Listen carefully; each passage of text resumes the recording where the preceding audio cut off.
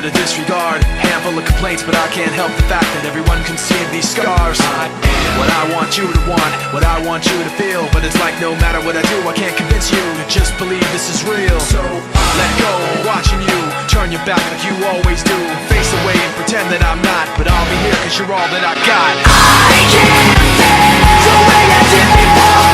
Don't turn your back on me, I won't be ignored. Time won't change this damage anymore. Don't turn your back on me, I won't be ignored.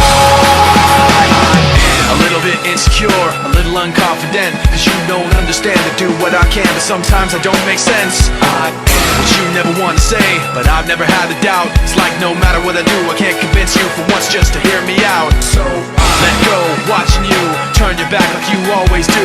Face away and pretend that I'm not, but I'll be here cause you're all that I got. I can't feel the way I did before. Don't turn your back on me, I won't be ignored. Time won't change this damage anymore. Don't turn your back on me, I won't be ignored.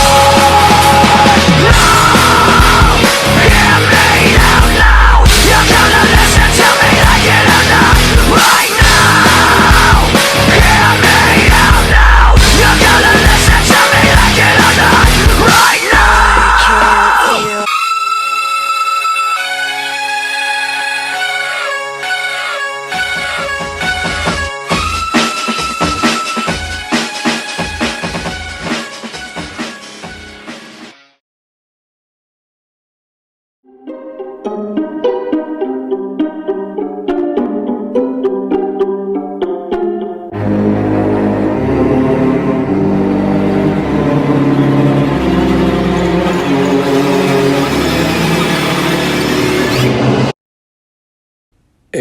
So I want to give a pre-thing to this podcast.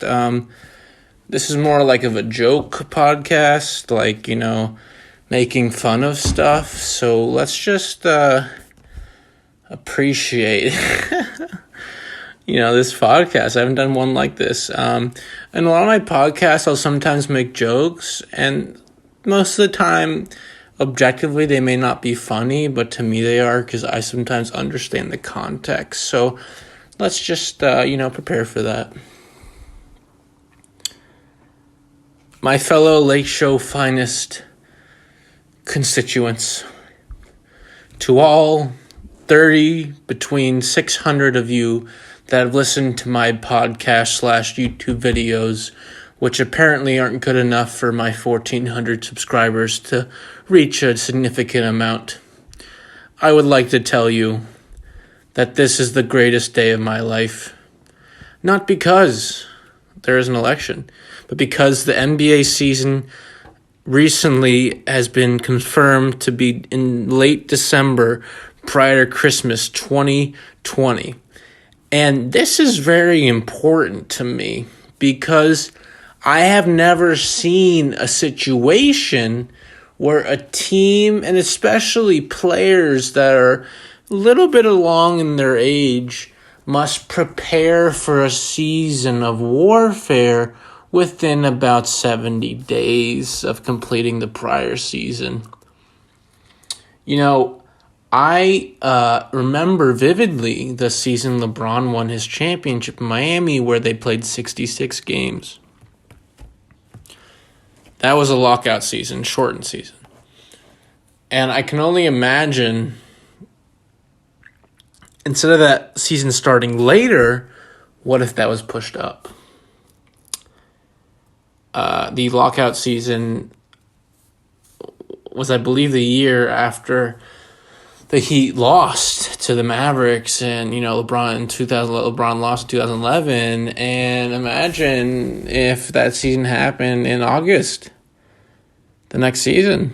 The Heat lost to the Mavericks in early June. I think it was 4-1, 4-2 to Jason Terry, Dirk Nowitzki, and Jason Kidd. And yeah, imagine.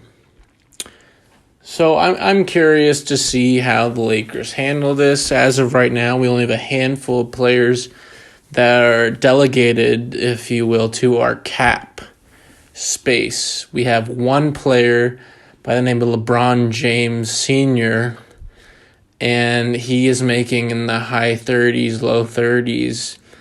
We have another player named Anthony Davis who will most likely opt out. We have Kyle Kuzma, Alex Caruso, Taylor Horton-Tucker, and most likely Avery Bradley opting in, because Avery Bradley has no credibility around the league, I would say.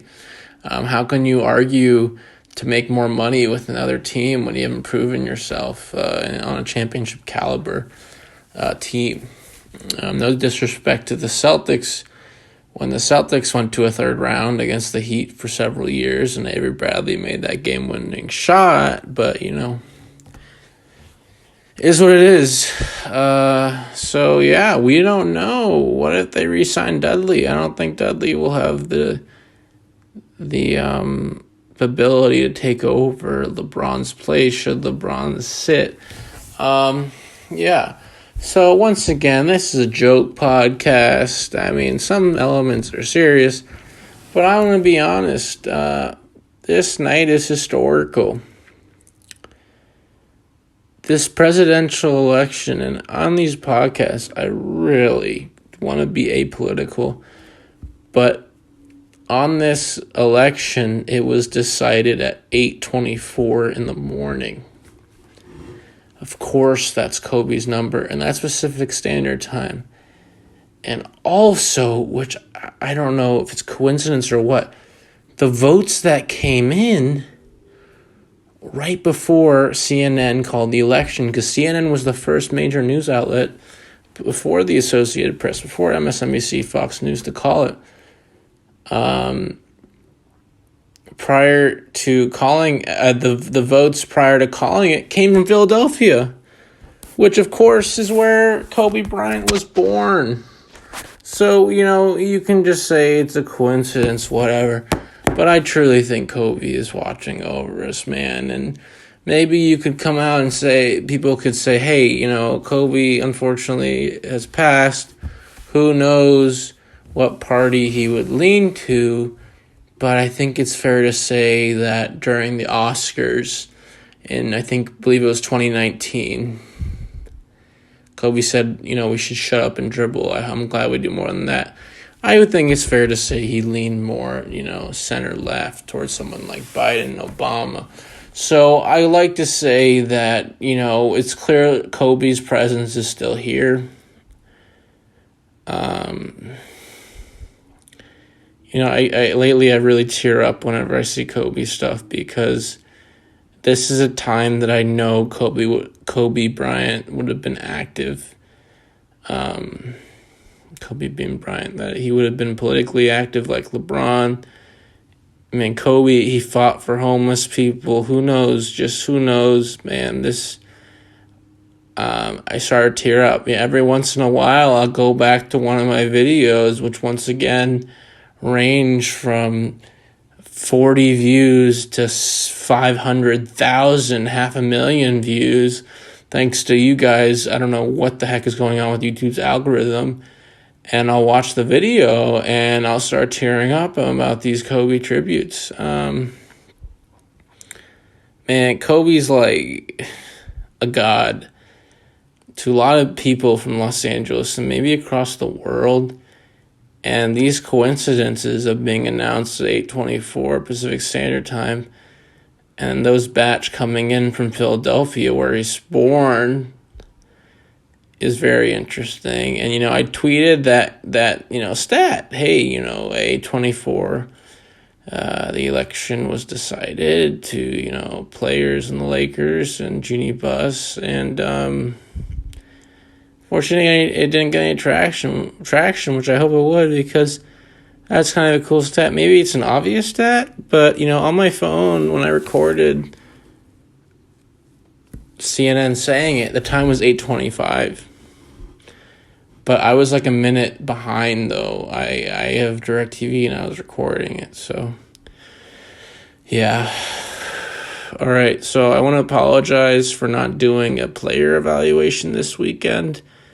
I think that it might make sense to you guys, the reason why. I hope it does. Next weekend, most likely I will. But this week, you got this podcast that is kind of, hopefully, kind of a funny one. There's a lot of truth in what I've been saying, but there's also a lot of just, silliness. And I don't know, man. Just hope you guys liked it. Hope it gets more views than 33 to 40. If it does, whatever. But, I work hard on this stuff. And I do it for you guys. And most importantly, it's free. Take care. Stay safe. It's a crazy night. Of course, it's November 7th. I'm recording this. So just stay safe. Tomorrow, Sunday, November 8th. Just, I'm not saying stay inside, and what credibility do I have to tell people politically where to go? I'm just saying stay safe. Stay safe. It's really important to not let stuff get out of hand, and I think you guys know what stuff I'm referring to.